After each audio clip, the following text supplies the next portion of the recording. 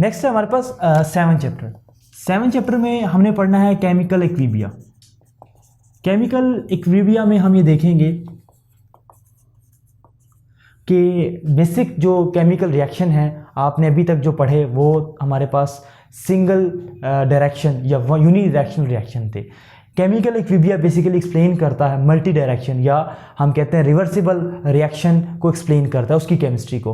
हम यहाँ पे देखेंगे कौन कौन से लॉज हैं जो केमिकल इक्विलिब्रिया को एक्सप्लेन करते हैं। उसके बाद केमिकल इक्विलिब्रिया के हम अफेक्ट पढ़ेंगे कि किस चीज़ का अफेक्ट इसके ऊपर कैसा हो। जैसे कि आपने कुछ फैक्टर 10th क्लास में पढ़े हैं कि कंसंट्रेशन का क्या अफेक्ट होगा, प्रेशर का क्या अफेक्ट होगा और टेम्परेचर का क्या अफेक्ट होगा, तो उसके अंदर हम ये देखेंगे। 8 पे सबसे इम्पॉर्टेंट एंड सबसे इंटरेस्टिंग टॉपिक आ जाता है, वो है हमारे पास acid base and salt. Acid basis and salt, इसके अंदर काफ़ी आप इंटरेस्टिंग चीज़ें पढ़ेंगे और सबसे इंटरेस्टिंग जो आप पढ़ेंगे थ्योरीज ऑफ एसिड बेस पढ़ेंगे। उसके बाद जो most important and interesting topic है वो है बफर सोल्यूशन। बफर सोल्यूशन हम इसके अंदर पढ़ेंगे और बनाना सीखेंगे। बफर सोल्यूशन हमारे पास एक ऐसा सोल्यूशन होता है जिसके अंदर हम किसी भी सोल्यूशन की पीएच को मेंटेन करते हैं। जैसे कि हमारे पास घरों में हम चीज़ें रखते हैं और फ्रीज़र में रखते हैं, किसी भी चीज़ के अंदर डाल के रखते हैं ताकि वो ख़राब ना हो। इसी तरह केमिकल्स भी ख़राब होते हैं, तो केमिकल्स को ख़राब होने से बचाने के लिए हम बफर सोल्यूशन बनाएंगे। काफ़ी इंटरेस्टिंग इसकी फॉर्मेशन है, काफ़ी इंटरेस्टिंग इसका बफर एक्शन है। पेपर के पॉइंट ऑफ व्यू से भी लॉन्ग क्वेश्चन आता है, तो उसको हम देखेंगे उसके अंदर क्या है। तो 9 चैप्टर हमारे पास आ जाता है केमिकल काइनेटिक्स। काइनेटिक्स आपने केमिस्ट्री में तो खैर अभी नहीं पढ़ा, लेकिन आपने इसको फिजिक्स में काफ़ी अच्छा डिटेल में पढ़ लिया होगा कि काइनेटिक्स क्या होती है। काइनेटिक्स बेसिकली हम कहते हैं कि केमिकल रिएक्शन की जो स्पीड है, यहाँ पे हम स्पीड को डिस्कस करेंगे कि केमिकल रिएक्शन की स्पीड किस रिएक्शन की कैसे हो सकती है। और स्पीड की बेस के ऊपर हम 2 चीज़ें यहाँ पे मेनली जो इस चैप्टर का पोर्शन है वो है order of the reaction and rate law. उनको हम देखेंगे कि ऑर्डर हम बेसिकली कहते हैं कि ये रिएक्शन कितने रिएक्टेंट पे बेस करता है। मतलब एक आपके पास रिएक्शन है, उसके 3 रिएक्टेंट हैं, लेट्स से हम कहते हैं कि एक ही रिएक्टेंट के ऊपर पूरा रिएक्शन चल रहा है, उसी के ऊपर उसकी स्पीड बेस कर रही है। तो यहाँ पे हम देखेंगे कि स्पीड ऑफ द रिएक्शन क्या है या रेट लॉ जो स्पीड को एक्सप्लेन करता है उसको हम देखेंगे। देन हमारे पास 10 चैप्टर आ जाता है सॉल्यूशंस।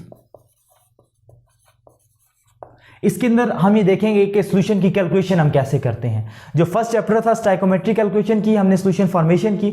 यहाँ पे हम देखेंगे सॉल्यूशन किस टाइप का है। जैसे कि आपको ये पता है कंसंट्रेशन यूनिट्स के बारे में आपने पढ़ा कि मोलैरिटी क्या होती है, मोलैलिटी क्या होती है, पीपीएम क्या है, पीबीएम क्या है। आपने छोटा सा वर्ड पढ़ा होगा स्ट्रेटोस्फीयर के अंदर कि वहाँ पे 10th क्लास के अंदर कि 10 ppm ओजोन लेयर मौजूद है। तो यहाँ पे हम पीपीएम की कैलकुलेशन करेंगे कि पीपीएम है क्या चीज़। इस तरह की काफ़ी यूनिट्स हम पढ़ेंगे। जैसे कि हमारे पास मोल फ्रैक्शन है, आपने चैप्टर 4 में थोड़ी सी रीड की होगी, तो उसको हम देखेंगे कि वो किस तरह एप्लीकेबल होती है केमिस्ट्री के ऊपर। जैसे कि आप फिजिक्स के अंदर कहते हैं कि ऐसा ही सिस्टम ने यूनिट्स फिक्स कर दी हैं, इसी तरह सॉल्यूशन के अंदर हमने कंसंट्रेशन यूनिट्स को फिक्स किया है और उनकी स्टडी करते हैं।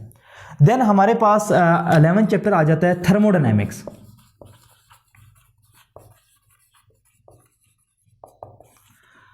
थर्मोडायनेमिक्स क्या चीज़ है? थर्मो हम कहते हैं हीट डायनामिक्स मीन वर्किंग, ठीक है। थर्मोडायनेमिक्स के अंदर हम ये देखेंगे कि जो हमारे आसपास की जो चीज़ें हैं वो रिएक्शन को कितना फेवर करती हैं या उसको कितना रेजिस्ट करती हैं। तो ये फैक्टर्स थर्मोडायनेमिक्स के फैक्टर्स हम कहलाते हैं। इसके अंदर हम थर्मोडायनेमिक्स के लॉज भी पढ़ेंगे, फर्स्ट लॉ ऑफ थर्मोडायनेमिक्स पढ़ेंगे, जीरो लॉ ऑफ थर्मोडायनेमिक्स पढ़ेंगे और सेकंड पढ़ेंगे। ये आपने फिजिक्स में भी पढ़ने हैं, ये सेम ही होते हैं क्योंकि थर्मोडायनेमिक्स सेम ही है। तो यहाँ पे हम इनकी डिटेल देखेंगे कि थर्मोडायनेमिक्स किस तरह फेवर करती है केमिस्ट्री को। लेटर ऑन हमारे पास आ जाता है इलेक्ट्रोकेमिस्ट्री।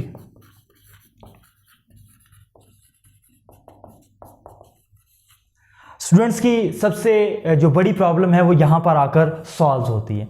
कौन सी प्रॉब्लम्स? हम स्टूडेंट्स को ये देखते हैं कि उनको बैलेंसिंग में सबसे ज़्यादा प्रॉब्लम होती हैं कि एक केमिकल इक्वेशन को दे दी गई है, आपने बैलेंस कैसे करना है। क्योंकि जितनी भी कैलकुलेशन होती हैं, जितने भी रिएक्शन लिखे जाते हैं वो बैलेंस केमिकल इक्वेशन की फॉर्म में लिखी जाती हैं। तो इलेक्ट्रोकेमिस्ट्री के अंदर जो आपका फर्स्ट टॉपिक होगा उसके अंदर आप ये देखेंगे कि how to balance a chemical reaction in different veg.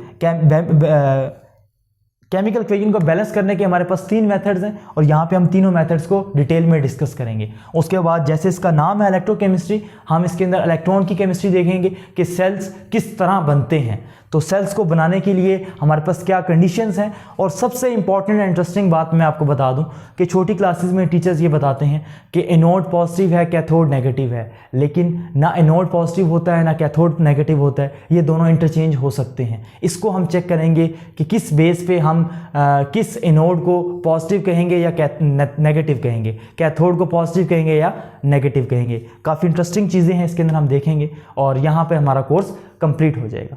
तो आने वाली वीडियोस में आप हमारे साथ रहिएगा। हम एफएससी के सारे कोर्सेज को केमिस्ट्री के जितने भी चैप्टर्स हैं उनको डिटेल में लेके चलेंगे। उन दोस्तों के साथ लाजमी शेयर करें जिनको केमिस्ट्री में प्रॉब्लम है। बहुत से स्टूडेंट्स ये समझते हैं केमिस्ट्री एक मुश्किल है। मैंने बहुत से स्टूडेंट्स की ये मुश्किल को हल किया है और अब वो ये कहते हैं कि केमिस्ट्री सबसे आसान है। तो जो लोग मुश्किल समझते हैं उनके साथ शेयर करें ताकि उनके लिए भी आसानी हो सके। और हमारे चैनल को सब्सक्राइब करें, बेल आइकन को प्रेस करें और हमारे फेसबुक पेज को भी लाइक करें ताकि आने वाली जितनी भी वीडियोस हैं इंस्टेंटली आपके पास पहुंचती रहें और केमिस्ट्री आपके लिए आसान हो जाए।